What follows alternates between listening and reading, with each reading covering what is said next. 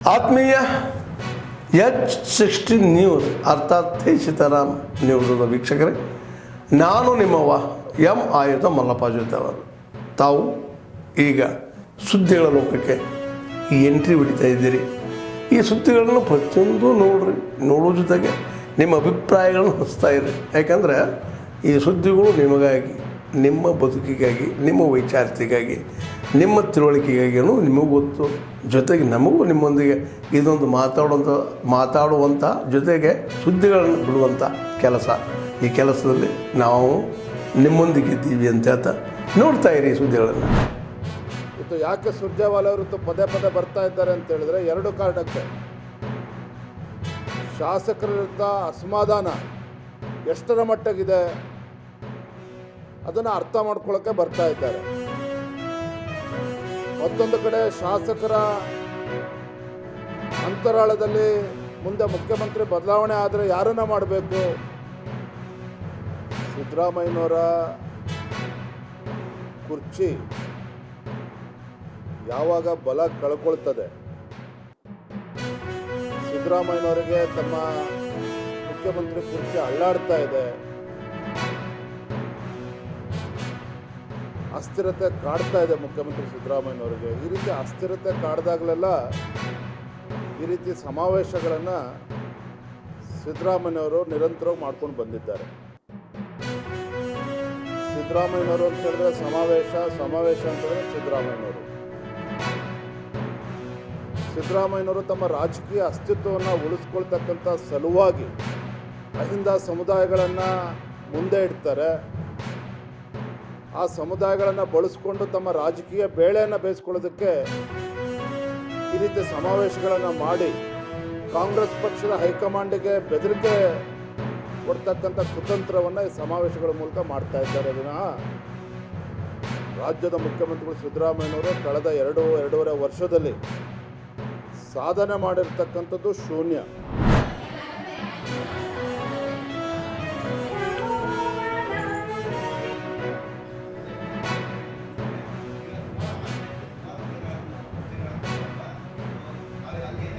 ಅದ್ರ ಜೊತೆಗೆ ಈ ರೀತಿಯ ಸಾಮಾಜಿಕ ಭದ್ರತೆ ಅಂದ್ರೆ ಸಾಮಾಜಿಕ ಕಳಕಳಿಯ ಭದ್ರತೆಗಳನ್ನ ನಾವೆಲ್ಲ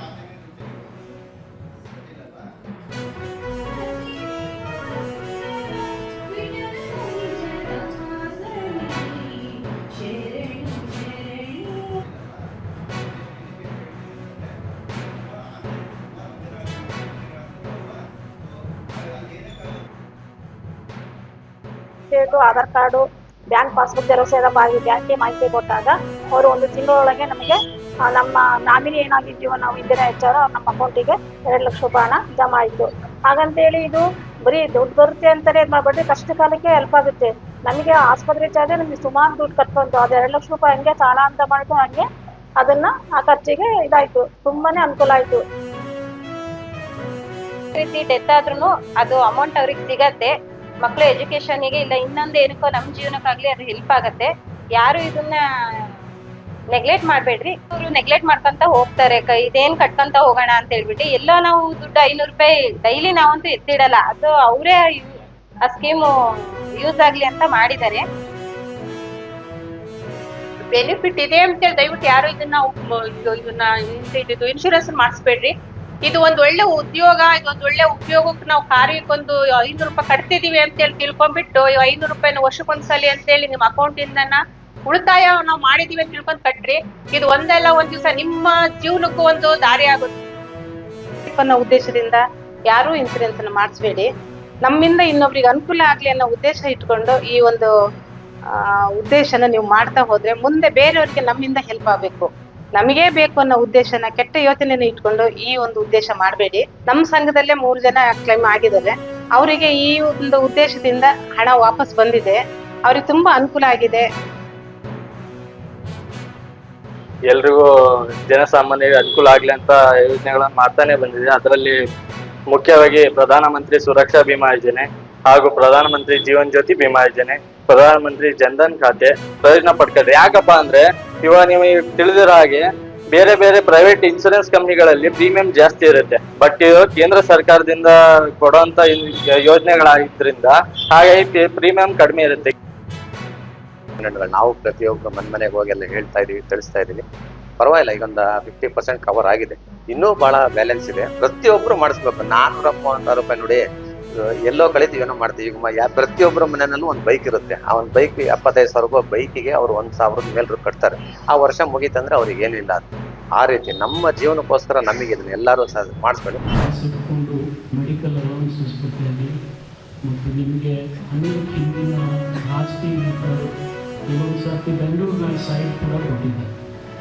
ಎಲ್ಲರೂ ಬಿಜಾಪುರ, ಬಾಗಲಕೋಟೆ ಇಂಥಲ್ಲಿ ಹೋಗಿದ್ರೆ ಅಲ್ಲಿ ಕೂಡ ನಾನು ಎಮ್ಮೆ ಪ್ರಕರಣ ಕೊಡಿಸ್ತಕ್ಕಂಥ ಪ್ರಾಮಾಣಿಕ ಪ್ರಯತ್ನ ಮಾಡ್ತೀನಿ ಅಂತಕ್ಕಂಥ ಮಾತನ್ನು ಈ ಸಂದರ್ಭದಲ್ಲಿ ಹೇಳ್ತಾ ಭಾಳ ಹೆಚ್ಚಿಗೇನು ನಾನು ಹೇಳಲಿಕ್ಕೆ ಹೋಗೋದಿಲ್ಲ. ನೀವು ಏನು ಈ ಸಂಘ ಕಟ್ಟಿ ಬೆಳೆಸಿ ಇದು ಸಮಾಜಮುಖಿಯಾಗಿ ಬೆಳೀಬೇಕಂತಕ್ಕಂಥ ಅಭಿಲಾಷೆ ತಗೊಂಡಿದೆ. ಅವ್ರ ಜೊತೆ ಇರ್ತಕ್ಕಂಥ ಸಹೋದ್ಯೋಗಿಗಳಿದೆ. ಯಾಕೆಂದರೆ ಸಮಾಜದಲ್ಲಿ 4ನೇ ಕಣ್ಣು ಹೇಗೆ ಶಿವನ 3ನೇ ಕಣ್ಣಿತ್ತು, ಸಮಾಜದ 4ನೇ ಕಣ್ಣು.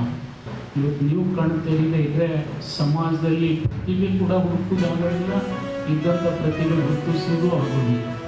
ಎರಡೂ ಕೆಲಸ ನೀವು ಮಾಡ್ತೀರಿ ಅಂತೇಳಿ ಈ ಸಂದರ್ಭದಲ್ಲಿ ನಾನು ಹಾರೈಸಿ ಹೆಚ್ಚಿಗೆ ಏನು ಹೇಳಿದೆ. ತಗಡೂರವ್ರು ಏನು ಸಲಹೆ ಕೊಟ್ಟಿದ್ದಾರೆ, ಜಿಲ್ಲೆ ಈಗ ದೃಷ್ಟಿಯಿಂದ ಈಗಾಗಲೇ ಎಂ.ಬಿ. ಪಾಟೀಲ್ ಕೊಟ್ಟನಲ್ಲಿ ನಾನು ಕೊಡದಿದ್ರು ಬಿಡಂಗಿಲ್ಲ, ಅದನ್ನು ನಾನು ಮಾಡ್ತೀನಿ ಅಂತೇಳಿ ತಮ್ಮಲ್ಲಿ ಭರವಸೆ ಕೊಡ್ತಾ, ಜೊತೆಗೆ ನಿಮ್ಮೆಲ್ಲರ ಭಕ್ತಿಪೂರ್ವಕವಾಗಿ ತಿಳಿಸುತ್ತಾ, ಇದೇ ತಿಂಗಳು ದಾವಣಗೆರೆ ಮಹಾನಗರದಲ್ಲಿ ಜಗದ್ಗುರು ಪಂಚಪೀಠಾಧೀಶ್ವರರ ದಿವ್ಯ ಸಾನ್ನಿಧ್ಯದಲ್ಲಿ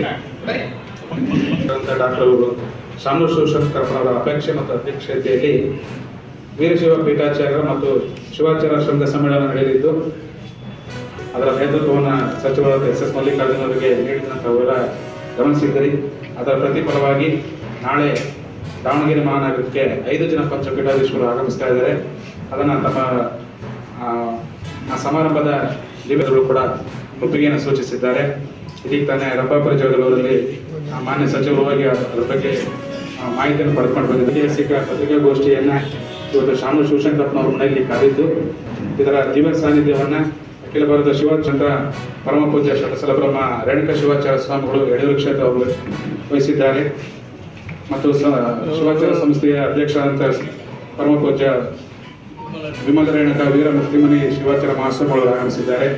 ಮತ್ತು ನಮ್ಮ ದಾವಣಗೆರೆಯ ಅವರುಗಳ ಪರವರ್ಗೆರೆ ಮಠದ ಆತ್ಮೀಯರೇ, ಎಲ್ಲ ಸುದ್ದಿಗಳನ್ನು ನೋಡಿದ್ರಲ್ಲ, ಏನು ಅನಿಸ್ತು ನಿಮಗೆ? ಇದರಲ್ಲೇ ನಿಮ್ಗೆ ಲೈಕ್ ಆಗಿರ್ಬೋದು, ಡಿಸ್ಲೈಕು ಆಗಿರ್ಬೋದು, ಕಾಮೆಂಟ್ ಬೇಡಪ್ಪ ಅಂತೂ ಅನಿಸಿರ್ಬೋದು, ಕಾಮೆಂಟ್ ಮಾಡಬೇಕಪ್ಪ ಅನಿಸಿರ್ಬೋದು, ಶೇರ್ ಮಾಡಬಾರ್ದಪ್ಪ ಅನಿಸಿರ್ಬೋದು, ಅದು ಮಾಡಬೇಕು ಅನಿಸಿರ್ಬೋದು. ಏನಾದರೂ ಆಗಲಿ ಶೇರ್ ಮಾಡ್ತಾಯಿರಿ, ಈ ನ್ಯೂಸ್ಗಳನ್ನ ಹಂಚ್ತಾ ಇರಿ, ಜೊತೆಗೆ ಇದಕ್ಕೆ ಸಬ್ಸ್ಕ್ರೈಬ್ ಆಗ್ತಾಯಿರಿ ಅಂತ ಹೇಳ್ತಾ H16 ನ್ಯೂಸ್ ಅರ್ಥಾತ್ ಹೇ ಸೀತಾರಾಮ್, ಇದು ಸತ್ಯದ ಕೈಗೆ ನಡಿ. ವಂದನೆಗಳು.